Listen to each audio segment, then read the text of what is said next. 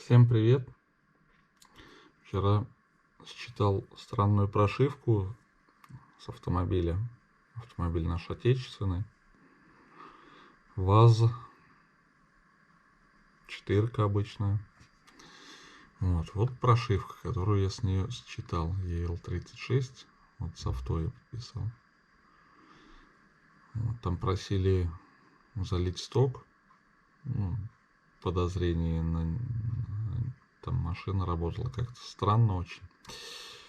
В общем, я записал сток, конечно. Вроде как заработала машина. Получше даже. Как ни странно. И что-то решил сегодня посмотреть. Думаю, а что там было? Просто сразу бросилось в глаза, что там кто-то подписал в идентах свой номер телефона. Может, кто-то узнает свое творчество. Номер телефона оставили. Я думал, там что-то мощное стоит. А тут такие странности. Сравниваем ее с оригинальной прошивкой EL36. Производим сравнение. Там видим, значит, ПО имеет отличие. Не знаю, может, Avtel тут не суть. В общем, в идентификаторах видим, что вместо номера ЭБУ вбит номер телефона, чтобы дольше мучились владельцы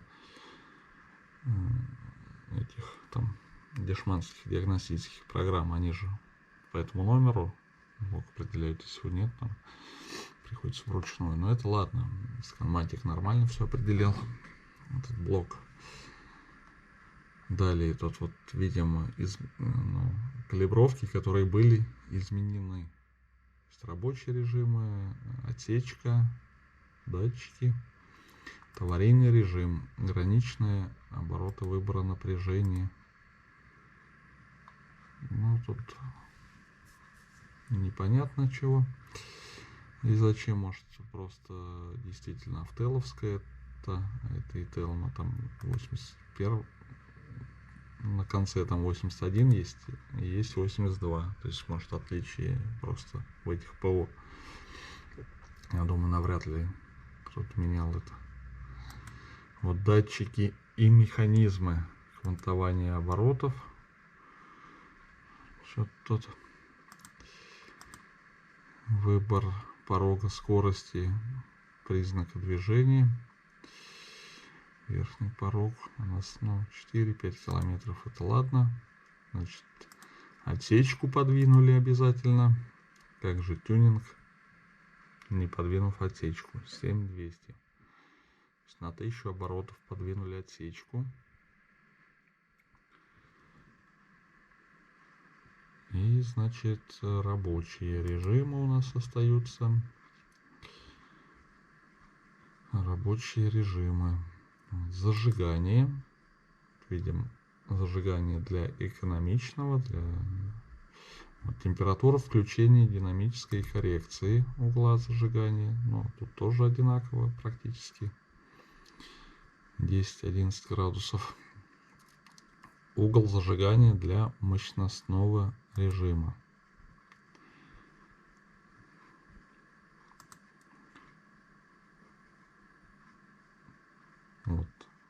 Тут чуть-чуть получается на низах. То есть тут приподняли угол зажигания для мощностного режима. Приподняли и видите, хоп, только как-то прям получается только здесь. А дальше решили не поднимать, походу. То есть это, сами понимаете, что это в самом начале. То есть там и проблема-то была, кстати, они только педальку тронули, и она раз и могла заглохнуть. как-то странно себя он так вела, машина. Вот. Может быть, из-за этого, может, не из-за этого, не знаю. Ну, в общем, сток залили, блин, глохнуть как бы перестало глохнуть.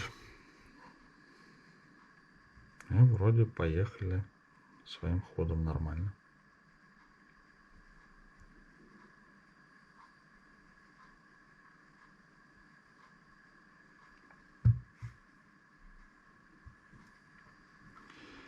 Так, ладно. Угол зажигания для работы с датчиком кислорода. Угол зажигания для работы с датчиком кислорода. Опять же, вот в 2D вот видим, что вот здесь вот на 1100-1300 оборотов, чуть 1600, вот чуть-чуть вот подняли. Вот, опять же, вот в самом начале карты. Дальше хоп. Дальше решили не поднимать.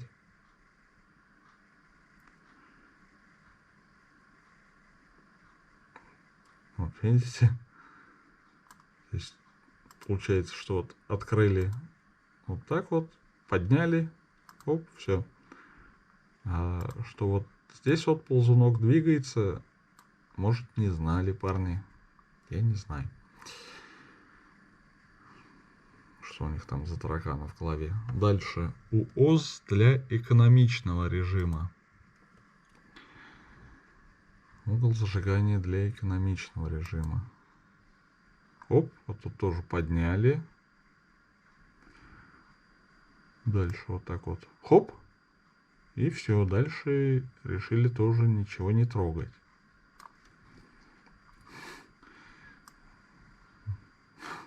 Это я даже не знаю, что это. Тренировались на машине или... Я не знаю, как это понимать. Напишите в комментариях. Может кто-то из подписчиков узнает свой номер телефона и напишет, что здесь пытались сделать.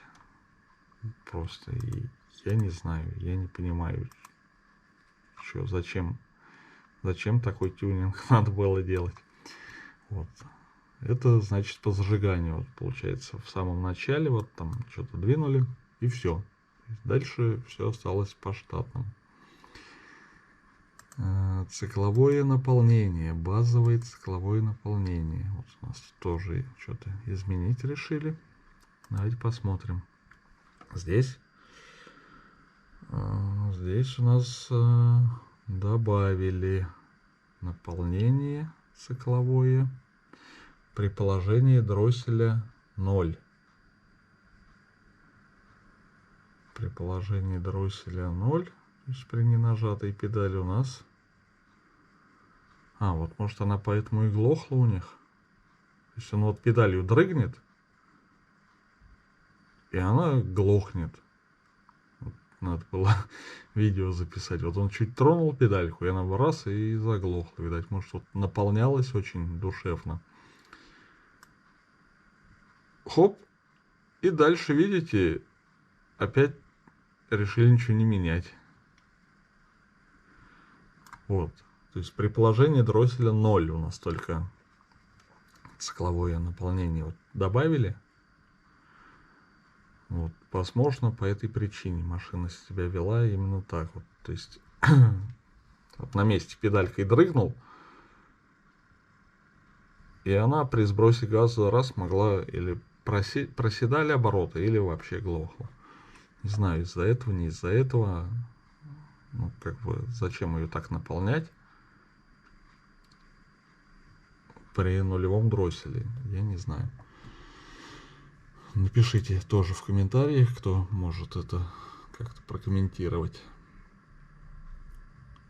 И состав смеси. Значит, состав смеси только для мощностного режима решили изменить. И здесь, ну, как бы вот как бы вот забеднили, наоборот, смесь на мощностном режиме, типа экономную прошивку, наверное, творили. И опять же, видите, опять же, при нулевом дросселе там практически. То есть дальше никаких изменений. Походу, парни не знали просто, что вот этот ползуночек надо двигать. Они вот включали, так вот чик-чик-чик, поправили. И все. А что вот здесь надо править, ну, наверное, не знали. Может, сейчас уже знают. Вот еще раз хочу напомнить идентификацию. Вот этот номер телефона. Вот. Кому интересно,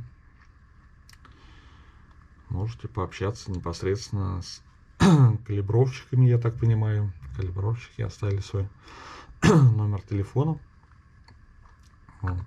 Если что, можем туда обращаться, чтобы прошивочку калибранули.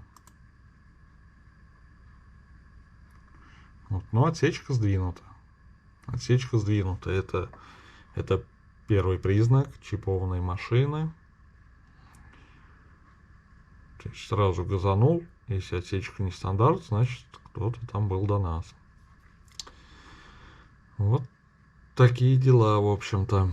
Всем удачных выходных. Не забывайте подписаться на канал мой, если кому интересны такие видосики. Вот. Также можете лайк поставить.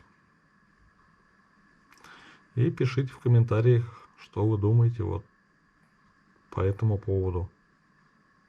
Очень интересно послушать мнение экспертов.